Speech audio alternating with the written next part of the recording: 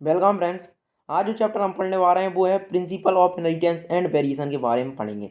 हमने अब तक 3 चैप्टर कवर कर लिए हैं। अब हम 4th चैप्टर स्टार्ट करने जा रहे हैं। इसका नाम है principle of inheritance and variation. Basically ये जेनेटिक्स का पहला चैप्टर है और जेनेटिक्स का एक ओवरव्यू देकर जाता है। ठीक है, इन डेप्थ जेनेटिक्स को समझेंगे, एनसीईआरटी की एक लाइन को समझेंगे, डिकोड करेंगे। ठीक है, तो हम सबसे पहले स्टार्ट करते हैं principle of inheritance and variation से। ठीक है, पहले हमको समझना होगा इनहेरिटेंस क्या होती है, वेरिएशन क्या होती है, कुछ बेसिक टर्म्स जैसे जेनेटिक्स। जेनेटिक्स क्या होती है? Genetics is the study of genetics is the study of inheritance. ठीक है, अब इनहेरिटेंस क्या होती है? हम यदि हमारे चारों तरफ देखें तो पेरेंट्स के कैरेक्टर जो होती हैं वो ऑफ स्प्रिंग के अंदर ट्रांसफर होते हैं। पेरेंट्स के कैरेक्टर ऑफ स्प्रिंग के अंदर ट्रांसफर होते हैं। तो जब पेरेंट्स के कैरेक्टर ऑफ स्प्रिंग में ट्रांसफर होते हैं तो वो प्रोसेस क्या है, किस प्रोसेस के द्वारा पेरेंट्स के कैरेक्टर ऑफ स्प्रिंग में जाती हैं, तो कैसे जाती हैं, वही इनहेरिटेंस है कि पेरेंट के कैरेक्टर ऑफ स्प्रिंग में के अंदर कैसे जा रहे हैं, उसी को अपन इनहेरिटेंस बोला। ठीक है, और वेरिएशन क्या होता है फिर कि सारे के सारे कैरेक्टर थोड़ी ना सिमिलर होती हैं। पेरेंट्स और ऑफ स्प्रिंग के बीच में जो डिसिमिलरिटी होती है उनको हम वेरिएशन बोल देते हैं। ठीक है, अब देखो एनसीईआरटी क्या लगती है वो पढ़ो। देखो, Have you ever wondered why an elephant gives always but only to a baby elephant? क्या आपने कभी सोचा है कि एलिफेंट का बेबी एलिफेंट ही क्यों होता है और मैंगो की सीड से मैंगो क्यों होता है? अब देखो समझो इस बात को। पहले आप समझो, कोई भी ऑर्गेनिज को आप डिफाइन कर रहे हो, एलिफेंट का बेबी एलिफेंट ही क्यों है? तो एलिफेंट आखिर है क्या? एलिफेंट एक कैरेक्टर की तरह है। एलिफेंट क्या? Group of character. ये उसके अंदर उसका एक ट्रंक होगा, उसके अंदर 4 लेग्स होती हैं। ठीक है, उसका ट्रंक होता है, 2 लॉन्ग टीथ होती हैं, है ना, एक बिग एनिमल होता है। तो ये हमें विजुअलाइज कर रहे हैं, तो कैरेक्टर्स को विजुअलाइज कर रहे हैं।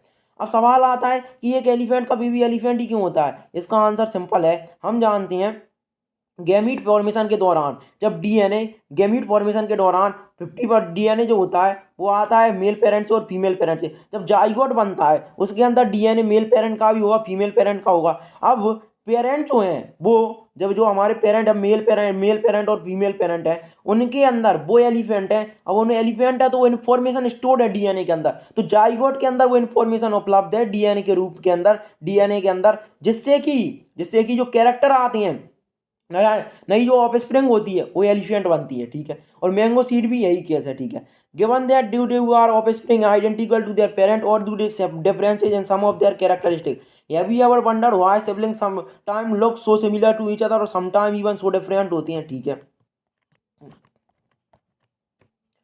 अब आगे एनसीईआरटी लिखती है these and several related question are dealt with scientifically in a branch of biology known as genetics. This subject deals with the inheritance as well as the variation of characters from parent to offspring. ठीक है, वही हमने बोला कि genetics क्या है। Genetics है कि पेरेंट्स के कैरेक्टर ऑफ स्प्रिंग में ट्रांसफर होने के पीछे का रीजन क्या है, वो जेनेटिक्स है। ठीक है, और इनहेरिटेंस क्या है? इनहेरिटेंस वह प्रक्रिया है जिसके द्वारा पेरेंट के कैरेक्टर ऑफ स्प्रिंग के अंदर ट्रांसफर हो रहे हैं। ठीक है, on from parent to progeny, it is the basis of heredity. Variation is the degree, variation क्या है? वह डिग्री है, वेरिएशन वह डिग्री है जिसके द्वारा पेरेंट और ऑफ स्प्रिंग के अंदर जो डिफरेंस देखने को मिलता है कैरेक्टर का, उसी को वेरिएशन कहते हैं। ठीक है, अब अपन जानते हैं, देखो लिखा है एनसीईआरटी ने, human new from S early S 8000, मतलब ह्यूमन जो है वो बहुत पुराने समय से जानता है वाकई पे ये तो वेरिएशन के बारे में, done in sexual reproduction. They exploited variation, पर ह्यूमन ने वेरिएशन का एक फायदा उठाया है। अदर लिविंग जो ऑर्गेनिज्म है उनके वेरिएशन का फायदा उठाया है। कैसे कि हम ह्यूमन ने क्या किया, हाइब्रिडाइजेशन करना शुरू कर दिया। हाइब्रिडाइजेशन मतलब दो डिफरेंट कैरेक्टर्स वाले जो पेरेंट्स हैं उनको क्रॉस कराकर एक नया नया कैरेक्टर वाला ऑफ स्प्रिंग बनाया अपन ने। ठीक है, in the wild population of they exploited the variation that were naturally present in the wild population of plant और animal to selectively breed and select for the organism that possess desirable character. For example, though artificial selection and domestication from ancestral wild cow, we have well known Indian breeds example Sahiwal cows in Punjab. ध्यान रखना, यदि हम बात करें Sahiwal cows in Punjab की, तो Sahiwal cows के पंजाब के अंदर वो एक एग्जाम्पल है किसका, वो एक एग्जाम्पल है हाइब्रिडाइजेशन का, आर्टिफिशियल हाइब्रिड। इसके अंदर क्या होता है, इसके अंदर दो डिफरेंट स्पीसीज है, बोल दो, दो डिफरेंट स्ट्रेन का क्रॉस कराया जाता है ताकि एक डिजायरेबल कैरेक्टर है वो ऑफ स्प्रिंग के अंदर आ जाए। ठीक है, we must however recognise that enough our ancestors knew about the inheritance of character and variation, they had very little about the scientific basis of the phenomena. हमको यह बात भी ध्यान रखनी होगी कि हमारे जो एंसेस्टर्स हैं उनको जेनेटिक्स के बारे में इनहेरिटेंस के बारे में, मीन्स पेरेंट के कैरेक्टर ऑफ स्प्रिंग में जाते हैं, यह तो उनको पता था, पर कैसे जाती हैं वो इनको ज़्यादा डिटेल में पता नहीं था और उसका साइंटिफिक बेसिस उनको ज़्यादा जानते नहीं थे वो। अब बात करते हैं मेंडल्स लॉ ऑफ इनहेरिटेंस के बारे में। यदि हम मेंडल्स लॉ ऑफ इनहेरिटेंस के बारे में बात करें तो it was during the mid 19th century that headway was made in understanding of inheritance. Gregor Mendel conducted hybridisation experiment on garden pea for 7 year. देखो अपन सब जानते हैं ग्रीगोर जॉन मेंडल, ठीक है। ये क्या कर रहे थे, एक साइंटिस्ट थे, इन्होंने मटर के ऊपर एक्सपेरिमेंट किया और मतलब मटर के ऊपर एक्सपेरिमेंट से जो ऑब्जर्वेशन आया उसी के ऊपर इन्होंने लॉ दिए, किसके, प्रिंसिपल दिए इनहेरिटेंस के, ठीक है। उन्हीं को हम डिस्कस करेंगे आगे। देखो and propose law of inheritance दिए इन्होंने लिविंग ऑर्गेनिज्म, ठीक है। During Mendel investigation into inheritance pattern it was the first time that statistical analysis and mathematical logic were applied in the biology. Means जो हमारे Gregor John Mendel थे वो mathematician थे और ऐसा पहली बार हुआ था कि किसी मैथमेटिशियन ने बायोलॉजी के अंदर मैथ लगा दी हो या बायोलॉजी के अंदर मैथ्स का लॉजिक देते थे, तो ये बायोलॉजी के अंदर मैथ्स का लॉजिक देते थे, वो हम भी देखेंगे वो भी। It experiment had a large sampling size which have greater credibility to the data and he collected. Also the confirmation of his interference from experiment on successive generation of test plant proved that his result pointed to general rule of inheritance rather than being unsubstantiated ideas। Means उन्होंने prove कर दिया, ग्रीगर John Mendel थे, ऐसा नहीं है ग्रीगर John Mendel ने पीप की मटर के पौधे है उसके ऊपर एक एक्सपेरिमेंट किया, दो नहीं, बहुत सारे एक्सपेरिमेंट करी। जब बहुत सारे एक्सपेरिमेंट करे तो एक्यूरेसी बढ़ गई। हाँ, अब जो चांसेज ऑफ जो फेलियर है या गलत होने के जो चांसेज एक्सपेरिमेंटेशन के वो बहुत ही नेग्लिजिबल थे, क्योंकि सैम्पलिंग साइज बहुत ज़्यादा था, उन्होंने एक्सपेरिमेंट्स बहुत ज़्यादा किए थे, उसके बेसिस पर उन्होंने लॉ ऑफ इनहेरिटेंस दिए थे, उन्होंने कोई तुक्का नहीं मारा था। कहने का मतलब ये है Mendel investigated characters in the garden pea plant that were manifested as two opposing trait. ध्यान रखना, पहले समझो कैरेक्टर तो अपन ने देख लिया, कैरेक्टर यानी कि खासियत, प्रत्येक ऑर्गेनिज्म के अंदर कोई ना कोई खासियत होती है, उसी को अपन क्या कहते हैं, कैरेक्टर कहते हैं। जैसे हाइट है, हाइट की खासियत है, क्या है खासियत कि या तो टॉल है, ड्वार्फ है, तो हाइट के जो रूप हैं उन्हीं को अपन क्या कैरेक्टर के रूप को ही ट्रेट बोलते हैं। तो कैरेक्टर क्या है, खासियत है, किसी भी लिविंग ऑर्गेनिज्म के अंदर कुछ भी खासियत हो सकती है, चाहे वो सीड का कलर हो, चाहे वो सीड का शेप हो, या पोजीशन ऑफ फ्लावर हो, या स्टेम की हाइट हो। प्लांट के अंदर जो भी कैरेक्टर हो सकते हैं, आई का कलर हो, ठीक है ना, तो यह जो होते हैं वो कैरेक्टर होते हैं, ठीक है। This allowed him to set up a basic framework of ruling governing inheritance which was expanded by later scientists to account for the all the diverse natural observation and the complex scenery inherent in them, ठीक है। अब देखो Mendel conducted such artificial pollination cross pollination experiment using several true breeding plants. सुनना, अब Mendel ने जो experiment करे थे वो ट्रू ब्रीडिंग प्लांट्स पर करे थे। इंपॉर्टेंट बात है, ध्यान रखना क्या, कि जो मेंडल का जो एक्सपेरिमेंट था, जो एक्सपेरिमेंट मेंडल के द्वारा किए गए थे वो एक्सपेरिमेंट मीन्स जो मेंडल ने एक्सपेरिमेंट करे थे वो ट्रू ब्रीडिंग प्लांट थे। अब ट्रू ब्रीडिंग क्या होती है, मीन्स डोमिनेंट, जब दोनों डोमिनेंट हो तब अपन उसे ट्रू ब्रीडिंग लाइन कहते हैं। अब देखो होता क्या है, जैसे अपन आगे और डिटेल में समझेंगे, और ये जरूर ध्यान रखना कि ट्रू ब्रीडिंग प्लांट होता है, ठीक है। A true breeding line is one that having undergone continuous self pollination. True breeding line कब बनती है, जब कंटीन्यूअस सेल्फ पॉलिनेशन किया जाता है, किसके साथ, टॉल प्लांट के साथ, डोमिनेंट कैरेक्टर के साथ। जो कैरेक्टर डोमिनेंट है उसके साथ जब कंटीन्यूअस पॉलिनेशन किया जाता है, मतलब एक प्लांट जिसके अंदर डोमिनेशन हमको फिनोटाइप दिख रहा है कि वो टॉल है, ठीक है, तो टॉल प्लांट का क्रॉस कराएंगे लगातार टॉल प्लांट से, तो टॉल प्लांट का क्रॉस लगातार टॉल प्लांट से कराने पर हमको सेल्फ पॉलिनेशन के बाद हमारे को क्या मिल जाती हैं, ट्रू ब्रीडिंग प्लांट मिल जाती हैं। सोच the stable trait inheritance and expression for several generation. Mendel selected 14 true breeding plant, है ना। मेंडल ने लगभग 14 ब्रीडिंग लाइन्स बनाई थी। As pair which are similar expect to one character with contrasting traits, जिनके अंदर some of the contrasting traits selected पर smooth और रिंकल्ड सीड थे, येलो और ग्रीन सीड, इन्फ्लेक्टेड फॉल और constricted green, yellow plot, talls और dwarf plant था, ठीक है। अब यहाँ पर देखो जो कैरेक्टर बताए गए, मेंडल ने जो कैरेक्टर सी करे थे, देखो कैरेक्टर में कौन कौन से हैं, सीड का शेप, सीड का कलर, फ्लावर का कलर, स्टेम की हाइट, फ्लावर की पोजीशन, ये जो थे वो कैरेक्टर थे जो कि पी प्लांट के ऊपर, जिनके ऊपर मेंडल ने वर्क किया था। जैसे सीड शेप, राउंड, रिंकल्ड, और ये डोमिनेंट भी है और एक रिसेसिव भी है। डोमिनेंट मतलब डोमिनेंट वह है कि रिसेसिव की प्रेजेंस में, डोमिनेंट उसे कहते हैं कि यदि डोमिनेंट भी प्रेजेंस है और रिसेसिव भी प्रेजेंट है, डोमिनेंट ट्रेड प्रेजेंस है, रिसेसिव ट्रेड भी प्रेजेंट है, तो डोमिनेंट जो होता है वो डोमिनेट कर जाता है, ठीक है, ये होता है डोमिनेंट ट्रेड, ठीक है। तो सीड का शेप राउंड और wrinkled, seed colour yellow green, ठीक है। फ्लावर के कलर के अंदर वायलेट जो होता है वो डोमिनेंट होता है, वाइट रिसेसिव होता है। पॉड शेप के अंदर फुल डोमिनेंट होता है, कॉन्स्टिट्यूटेड जो होता है वो रिसेसिव होता है। पॉड कलर में ग्रीन डोमिनेंट होता है, येलो रिसेसिव होता है। और फ्लावर पोजीशन में एक्जियल डोमिनेंट होता है, टर्मिनल रिसेसिव होता है, ठीक है। और स्टेम हाइट में टॉल डोमिनेंट होता है, डॉट डोमिनेंट। यहाँ पर गौर करने वाली बात यह है कि पॉड कलर के अंदर ग्रीन डोमिनेंट है और सीड कलर के अंदर येलो डोमिनेंट है, ये जरूर ध्यान रखना, ठीक है। तो ये जो है हम जानते हैं स्टेम की हाइट के अंदर tall dwarf, flower colour violet white हो सकता है, फ्लावर की position axial terminal, pod shape inflated constricted, pod colour green yellow, seed shape brown wrinkled, seed का कलर होगा येलो और ग्रीन, ठीक है। अब यहाँ पर हमको एक जनरल फ्लावर दिखा रखा है एंजियोस्पर्म का, ठीक है। तो इस फ्लावर को समझो। इसके अंदर देखो हम जानते हैं फ्लावर के अंदर एक एक्सिलरी बल्ब होते हैं, एक्सिलरी बल्ब होते हैं, ठीक है।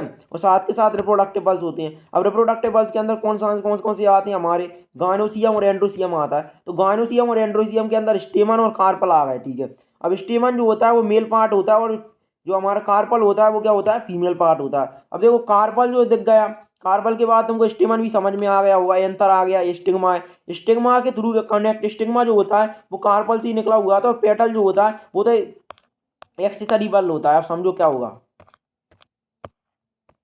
इन्होंने क्या किया वो समझो। Let us take the example of one such hybridisation experiment carried out by Mendel where he grows tall and dwarf pea plant to study inheritance of one gene. एक जीन की इनहेरिटेंस कैसे होती है। अब जीन क्या है, Mendel के according gene यानी क्या, फैक्टर। मेंडल के अकॉर्डिंग जीन क्या होती है, फैक्टर होती है। क्या होती है, फैक्टर होती हैं। कोई भी पूछता मेंडल से क्या होता है कि जीन कैसे जाते हैं, कैरेक्टर फैक्टर से जाते हैं। कैसे जाते हैं, जीन से जाते हैं। जीन क्या होती है, फैक्टर होती है। भले उसका कुछ प्रूफ नहीं था, जब भी मेंडल बोलता जीन यानी फैक्टर, ठीक है। He collected the seed produced as a result of this cross and grew them to generate plants of first hybrid generation. This generation is also called F1 filial 1 progeny और F1 मतलब जो पहली generation होती है, cross कराने के बाद जो पहली जनरेशन बनती है उसे अपन F1 जनरेशन कहते हैं। और उन्हीं जो F1 जनरेशन बनी है उन्हीं के अंदर क्रॉस कराने के बाद फिर से वो F2 जनरेशन होती है। Mendel observed that all the F1 progeny plant but all like one of its progeny. तो समझो मेंडल ने किस किस के बीच में क्रॉस कराया, मेंडल ने टॉल के बीच में और ड्वार्फ के बीच में क्रॉस कराया। Pure tall pure dwarf, pure tall का मतलब क्या है, कैपिटल टी, और प्योर ड्वार्फ का मतलब क्या है, स्मॉल टी, ठीक है। तो अब हम एक चेकर बॉक्स बनाएंगे। जब हम चेकर बॉक्स बनाएंगे तो जो चारों प्लांट बनेंगे वो सारे के सारे टॉल होंगे। क्यों, क्योंकि डोमिनेंट जो होता है रिसेसिव की प्रेजेंस में हमेशा डोमिनेंट कैरेक्टर डोमिनेट करते जाता है, ठीक है। तो सारे के सारे प्लांट जो बने टॉल बने, ठीक है। Like one of these parent none were dwarf, कोई भी डॉर्फ नहीं था। He made similar observation for the other pair of trait. He found that the F1 always resemble either one of the parent and that the trait of the other parent was not seen in them. अब देखो F1 progeny के अंदर तो parent के character फिर आए नहीं। 50% character तो होते हैं वो मेल पेरेंट के होते हैं और ये 50% फीमेल पेरेंट के होते हैं कैरेक्टर, ठीक है। लेकिन यहाँ पर क्या देखने को मिला कि जब टॉल और ड्वार्फ का क्रॉस कराने को गया तो सारे के सारे प्लांट टॉल बने, तो फिर वो ड्वार्फ कैरेक्टर किधर गया, नहीं वो ड्वार्फ कैरेक्टर जो है उसके जीनोम के अंदर अभी भी प्रेजेंट है। जो न्यू ऑफस्प्रिंग आई है उनके जीनोम के अंदर ड्वार्फ कैरेक्टर है, पर वो जीनोटाइप के अंदर है, वो एक्सप्रेस नहीं हो पाया, ठीक है ना। उसका एक्सप्रेशन पॉसिबल नहीं हो पाया पर वो प्रेजेंस है और इसका प्रूफ आगे जाएगा। देखो जब हम इन्हीं की जो ऑफस्प्रिंग है तो हमारे क्या कराया, पहले हम कैपिटल टी और स्मॉल टी के अंदर, कैपिटल टी और स्मॉल टी के अंदर जब क्रॉस कराया हमने तो हमको क्या मिलेगा, कैपिटल टी स्मॉल टी मिलेगा, ठीक है। हाइब्रिड मिलेगा इन द सेंस, ठीक है। अब कैपिटल टी है वो डोमिनेंट है, तो डोमिनेंट रिसेसिव की प्रेजेंस में डोमिनेट कर जाएगा। तो प्लांट चारों के चार जो प्लांट थे वो टॉल आए, चारों के चार जो प्लांट थे वो टॉल आ गए, ठीक है।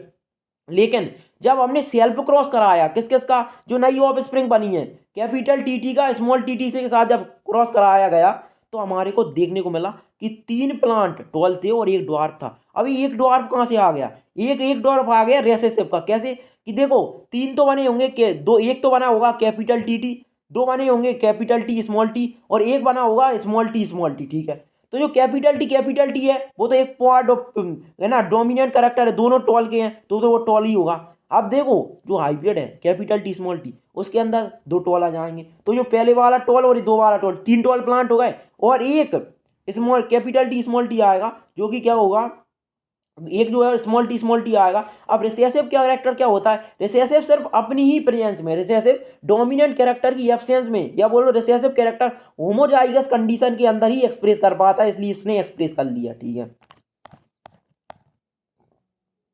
अब देखो आगे क्या होता है। Mendel then self pollinated the tall F1 plant and to his surprise found that in the affiliate to generation some of the offspring were dwarf थी।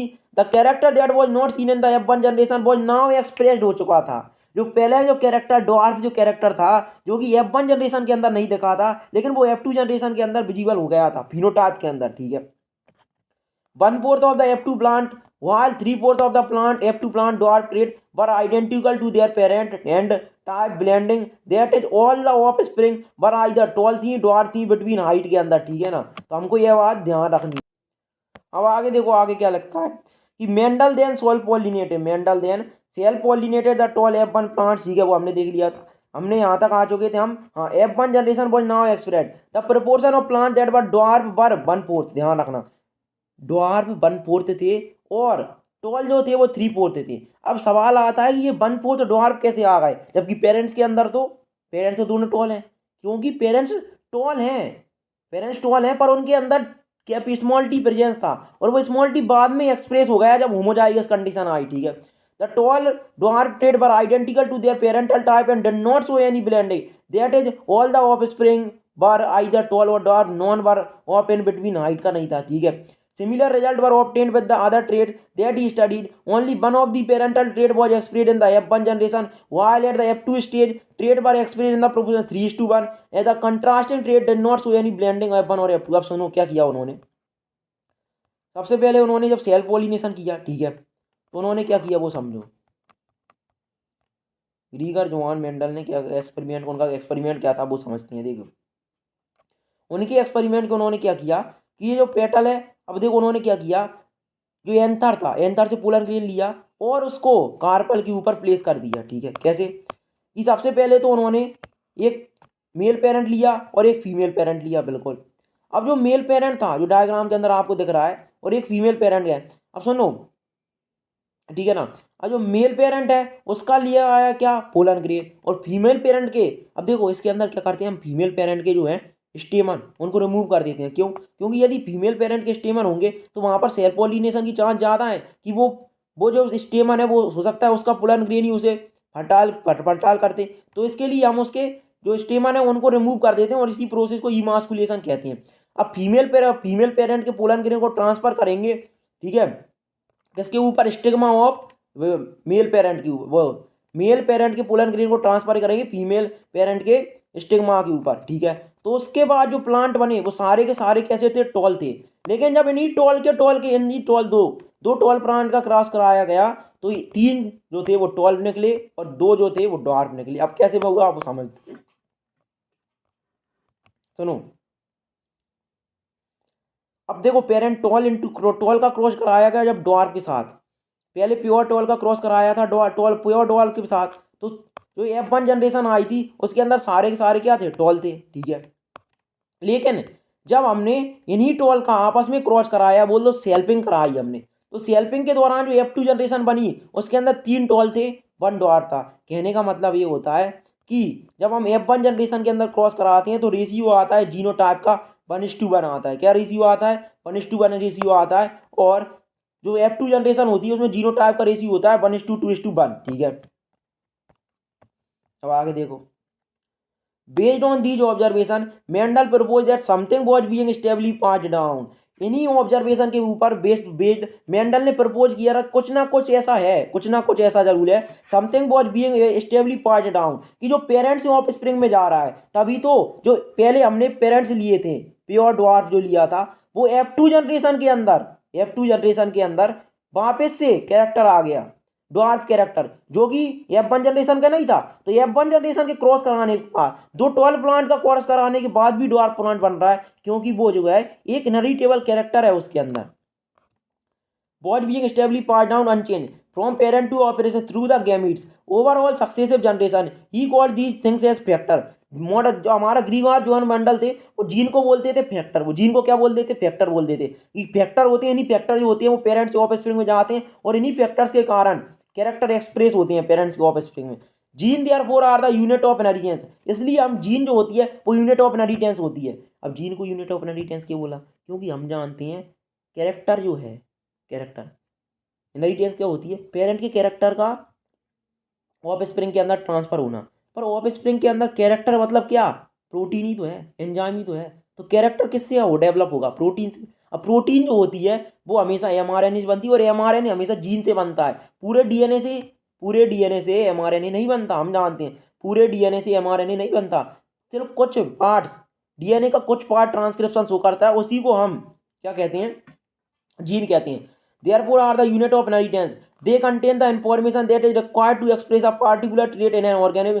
Genes which code for a pair of contrasting traits are known as allele. ध्यान रखना, gene जो कि contrasting trait के लिए code करती है उन्हें हम allele कहते हैं। कहने का तात्पर्य क्या है, कहने का तात्पर्य है कि हाइट है, हाइट के दो ट्रेट होते हैं, टॉल और ड्वार्फ। ठीक है, तो टॉल क्या है, एक टॉल की क्या होगी, अलील होगी, ड्वार्फ की क्या होगी, अलील होगी। अलील क्या होती है, अलील एक प्रकार से फॉर्म होती हैं। अलील क्या होती हैं, ट्रेट जो होती है, ट्रेट को एक्सप्रेस कैसे कौन करती हैं, अलील करती हैं। अलील जो होते हैं वो क्रोमोजोम के ऊपर प्रेजेंट होते हैं। अब कौन से क्रोमोजोम के ऊपर वो प्रेजेंट होते हैं, जो होमोलॉगस क्रोमोजोम है, ठीक है, तो क्रोमोजोम की जो सिस्टर क्रोमेटिड है, ठीक है, उनके ऊपर प्रेजेंट होते हैं अलील्स। ध्यान रखना, they are slightly different from forms of the same gene. ठीक है ना। If we use alphabetical symbol for each gene, यदि प्रत्येक जीन के लिए अपन अल्फाबेटिक, सुनो अब एक लेवल कहाँ चल रही बात, अपन चल रहा है न्यूक्लियस के ऊपर, क्रोमोजोम के ऊपर जो डीएनए है उसके ऊपर जीन है, उसी को अपन अलील बोल रहे हैं। अब जीन के दो फॉर्म हो सकते हैं, एक टॉल की जीन भी हो सकती है, एक ड्वार्फ की जीन भी हो सकती है। तो टॉल की यदि जीन होगी तो अपन उसे टॉल की जीन है, उसी वह भी अलील है, और ड्वार्फ की जीन है वह भी अलील है। तो अलील क्या होते हैं, जीन के ही दो फॉर्म होते हैं, जीन के ही दो फॉर्म होते हैं। जैसे जीन है, कोई भी जीन है हाइट की, स्टेम की हाइट की जीन है, तो स्टेम की हाइट की जीन है, उसके अंदर टॉल भी हो सकता है, ड्वार्फ भी हो सकता है, वही अलील एक्सप्रेस करता है। ठीक है, then the capital letter is used to trait expressed at the F1 stage and the small alphabet for the other trait। तो हम कैपिटल लेटर किसके लिए डिटरमाइन करते हैं, डोमिनेंट, डोमिनेंट जो ट्रेट होता है, डोमिनेंट अलील के लिए हम कैपिटल लेटर यूज करते हैं, और रिसेसिव अलील के लिए हम क्या यूज करते हैं, small small small letter use करते हैं। ठीक है, capital T use for tall trait और small T use for dwarf. Capital T and T small T are allele of each other होते हैं। कैपिटल टी और स्मॉल टी अलील हैं एक दूसरे का। अलील का मतलब क्या है, जीन की फॉर्म है, जीन की ही फॉर्म है दोनों के दोनों। जीन क्या है, स्टेम की हाइट की जीन है, उसकी दो फॉर्म है, capital T small T. Capital T dominant है, स्मॉल टी रिसेसिव है। ठीक है, hence in plant the pair of allele for height would be capital TT small capital TT small t और small tt होगा।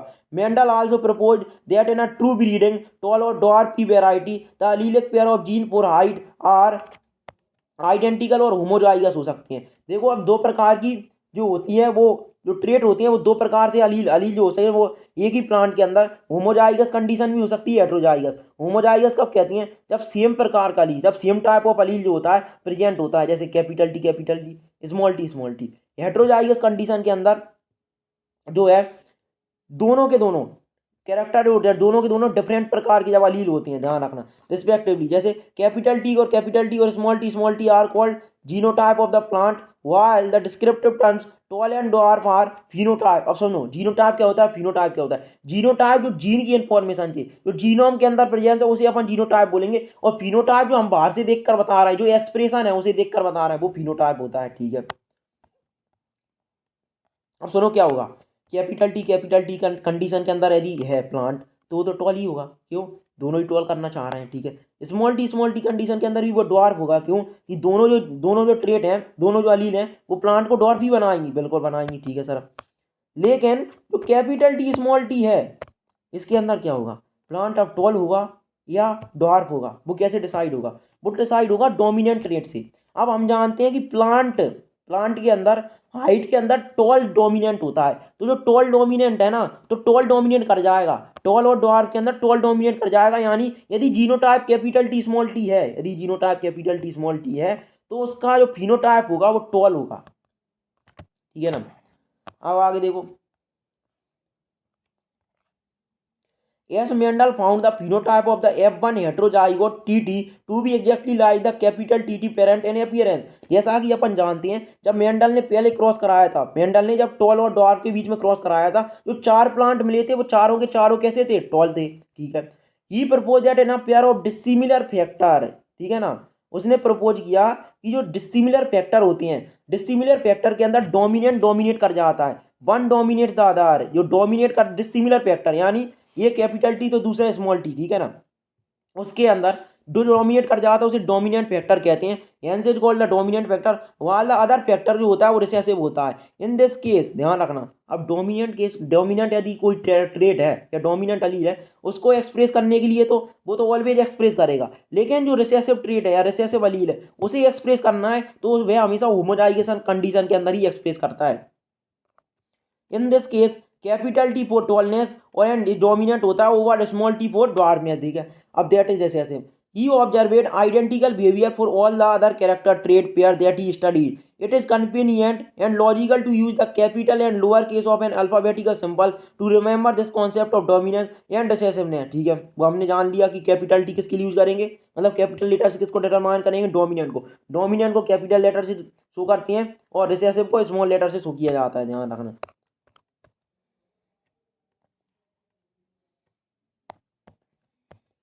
अब देखो इसका पर्सपेक्टिव समझो, ये कैसे है। अब इसका, अब ये तो अपन ने समझ लिया कि ऐसा हुआ, अब ऐसा क्यों हुआ वो समझो। देखो देखो एक टॉल प्लांट है एक डॉट प्लांट है, ठीक है। अब इस टॉल प्लांट से गैमीट बनाए होंगे, ठीक है। अब टॉल प्लांट के ऊपर क्रोमोजोम होगा, ठीक है। पोलर, अब मान लो हमने इसको मेल पेरेंट मान लिया, इसको फीमेल पेरेंट मान लिया, ठीक है। सपोज टॉल यदि मेल पेरेंट है तो उसके पोलन ग्रेन के अंदर, उसका जो पोलन ग्रेन होगा उसके अंदर गैमीट होगा, ठीक है। अब जो मेल गैमीट होगा वो क्या हो सकता है, वो कैपिटल टी ही हो सकता है, वो सिर्फ कैपिटल टी हो सकता है, क्यों, ठीक है ना, वो सिर्फ कैपिटल टी होता है क्योंकि उसके अंदर स्मॉल टी है ही नहीं, ठीक है। और ड्वार्फ जो देखो, ड्वार्फ के अंदर गैमीट क्या हो सकते हैं, स्मॉल टी हो सकती हैं, बिल्कुल। अब जो गैमीट है, अब गैमीट कौन कौन से गैमीट फ्यूज कर सकते हैं, तो कैपिटल टी से इसका इसके साथ करा दो, किसी का भी किसी के साथ कर दो, चारों के चारों कैसे बनेंगे, कैपिटल टी स्मॉल टी बनेंगे। अब सुनो, कैपिटल टी स्मॉल टी के अंदर जो रिसेसिव अलील थी वो आई है, ऐसा नहीं है कि रिसेसिव अलील पेरेंट से ऑफ स्प्रिंग में नहीं आएगी, आएगी तो सही, पर उसका एक्सप्रेशन होगा या नहीं होगा वो कंडीशन के ऊपर डिपेंड करता है।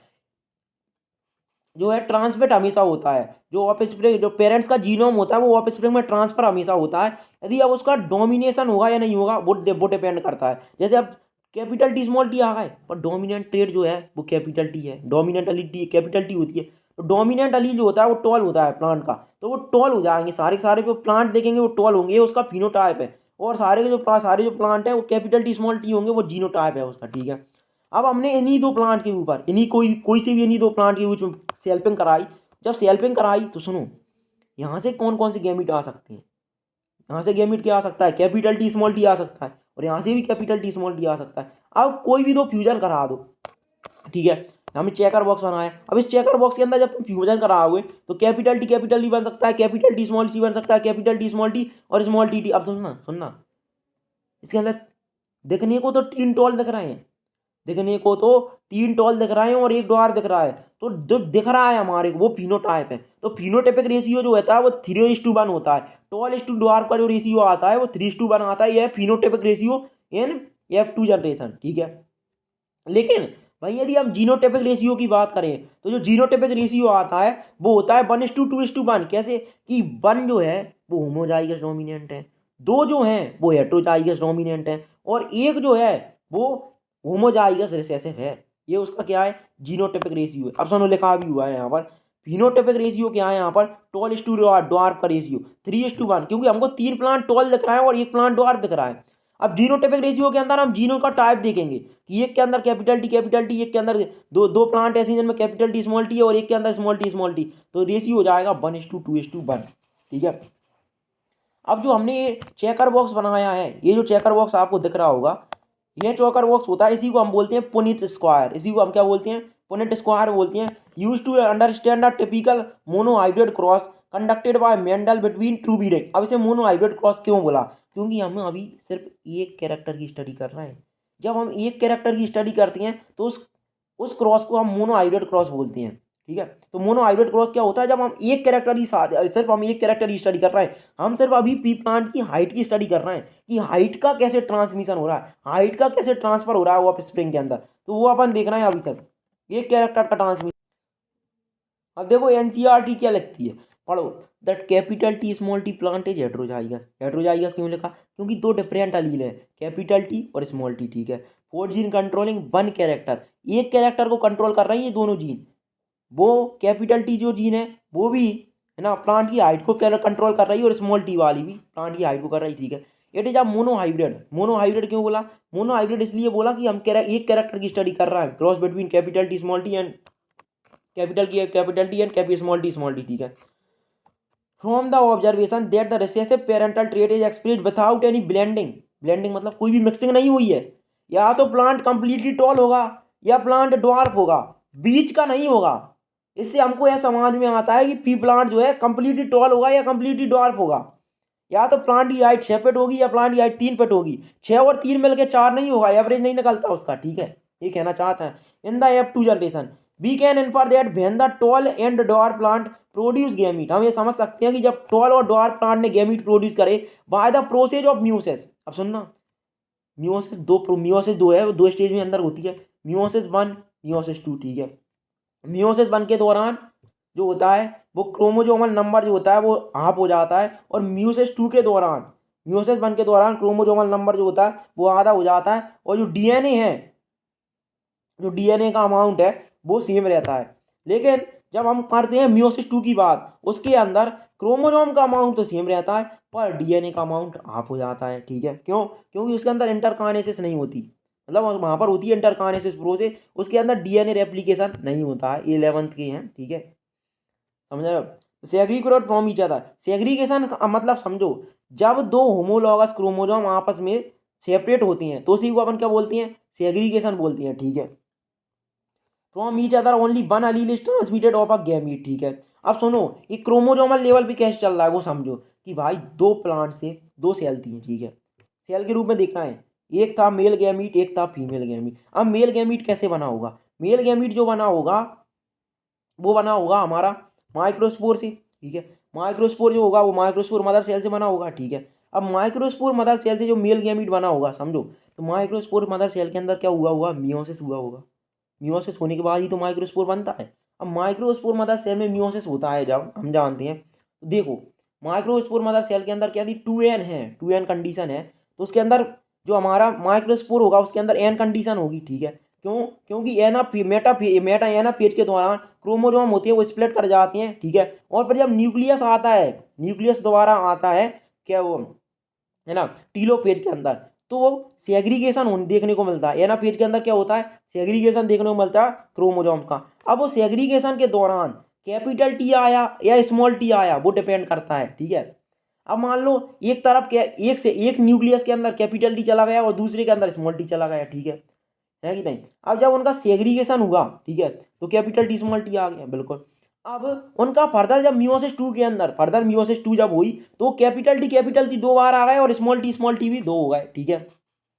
क्यों? क्योंकि वहां पर आइडेंटिकल होते हैं होमोलॉगस क्रोमोजोम के जो सिस्टर क्रोमेटिड होते हैं, ठीक है, ठीक है ना। मतलब एक ही क्रोमोजोम के जो सिस्टर क्रोमेटिड होते हैं, एक ही क्रोमोजोम के यदि सिस्टर क्रोमेटिड हैं वो जो होते हैं आपस में आइडेंटिकल होते हैं जेनेटिकली, ठीक है। अब आगे क्या लिखती है NCERT? And only one allele is transmitted to a gamete, this segregation of allele is a random process होती है, ध्यान रखना। ये सेग्रीगेशन किधर भी हो सकता है, इसी को अपन आगे जाके पढ़ेंगे इंडिपेंडेंट असॉर्टमेंट का रूल, क्या कि जो सेग्रीगेशन हो सकता है वो कैरेक्टर का वो कैसे भी हो सकता है, ठीक है ना। इंडिपेंडेंट असॉर्टमेंट में भी देखेंगे, इंडिपेंडेंट लॉ ऑफ सेग्रीगेशन भी देखेंगे, वो भी देखेंगे। देखो समझो, सेग्रीगेशन है तो जब दो क्रोमोजोम सेग्रीगेट कर रहे होती हैं तो कोई सा भी क्रोमोजोम किधर भी जा सकता है, ठीक है। तो मियोसिस 1 के दौरान जब जो होमोलॉगस क्रोमोजोम बने हैं, मियोसिस 1 के दौरान जो होमोलॉगस क्रोमोजोम्स हैं, तो वो मियोसिस 1 के दौरान जो क्रोमोजोम्स हैं वो क्रोमोजोम्स कोई सा भी क्रोमोजोम कोई सी भी सेल के अंदर जा सकता है, बिल्कुल ये होता है, ठीक है। In this way the gamete, अब सुनो random process so there is a 50% chance of gamete containing either allele, ठीक है। As has been verified by the result of the crossing. In this way, the gametes of the tall capital T plant have the allele capital T of the allele क्या होगा? Capital T होगा, और dwarf T plant का have the allele T होगा, ठीक है। अब जब फर्टिलाइजेशन होगा दो अलील का, कैपिटल टी और स्मॉल टी का, तो मेल से तो क्या आया? कैपिटल टी आया, फीमेल से स्मॉल टी आया, तो क्या बन गया? कैपिटल टी स्मॉल टी बन गया, ठीक है। दो the pollen and T from the other plant then through the egg are united to produce zygote that have 1 T allele होता है and 1 small t allele होता है। इन अदर वे जो जाइगोट बना उसके अंदर कैपिटल टी स्मॉल आ गया, और कैपिटल टी जो स्मॉल टी है जो है वो हेट्रोजाइगस कंडीशन होती है, और हेट्रोजाइगस कंडीशन के अंदर डोमिनेंट जो होता है वो डोमिनेट करता है, डोमिनेंट कैरेक्टर डोमिनेट करता है। तो कैपिटल टी स्मॉल टी के अंदर कैपिटल टी डोमिनेट कर जाएगा तो प्लांट सारे के सारे टॉल होंगे, पर उनके अंदर स्मॉल टी जीन भी आ चुकी है। अब यही स्मॉल टी जीन जो है F2 जनरेशन के अंदर वापस से लौट कर आएगी जब इसका रिसेसिव हो जाएगा, ठीक है।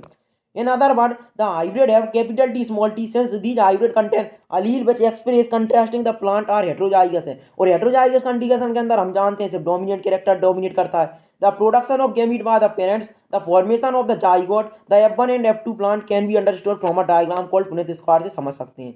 Yes, one is it was developed by British geneticist Reginald C. Putin. It is a graphical representation होता है कैलकुलेट करने का probability of all possible genotype का are written on the two side usually on the top row and left column all possible combination are represented in boxes and the below squares के form में, ठीक है। The front square show the parental capital T male and small t dwarf female plant दिखाता है। The gamete produced by the them the F1 capital T small t protogeny the F1 pro plant of genotype capital T small t are जब self pollinate कराएगा तो हमको 3 toll देखने को मिले, एक ड्वार्फ देखने को मिलता है, ठीक है। एक कैपिटल टी देखने को मिला, एक स्मॉल टी देखने को मिला, और 2 कैपिटल टी स्मॉल टी देखने को मिले। अब सुनो, एक जो कैपिटल टी है वो तो गारंटी टॉल होगा, जो स्मॉल टी है वो हमारा क्या होगा, ड्वार्फ होगा। अब कैपिटल टी स्मॉल टी के अंदर कौन डोमिनेट करेगा, डोमिनेट कैरेक्टर वाला, तो कैपिटल टी डोमिनेट कर जाएगा। तो इसके कारण 3 जो प्लांट जो होते हैं वो टॉल होते हैं, और एक प्लांट जो होता है वो ड्वार्फ होता है। The front square so the parental toll capital T small T the gamete produced by them the and the F1 capital T small t project the F1 plant of genotype capital T small t are self pollinated the symbols जो symbols हैं ये represent करती हैं, ठीक है ना। तो ये पहला जो सिंबल है वो रिप्रेजेंट करता है फीमेल को, और अगला जो सिंबल है दिखा रखा है वो रिप्रेजेंट करता है मेल को, ठीक है ना।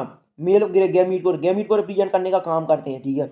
Of the F1 generation respectively यदि हम बात करें the F1 plant of the genotype capital T small t when self pollinated produce gamete of the genotype capital T and T in equal proportion होती हैं।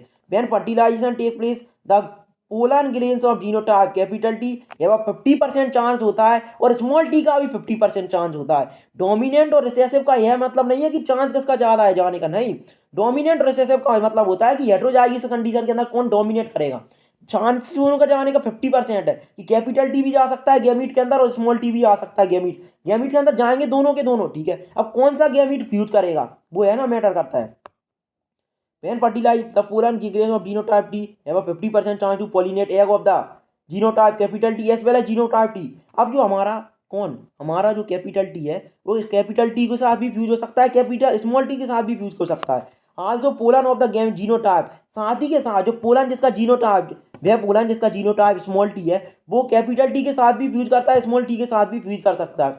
ये 50% chance of pollinating eggs of genotype capital T as well as genotype small T के साथ भी fuse कर सकता है और कैपिटल टी के साथ भी फ्यूज कर सकता है, दोनों के साथ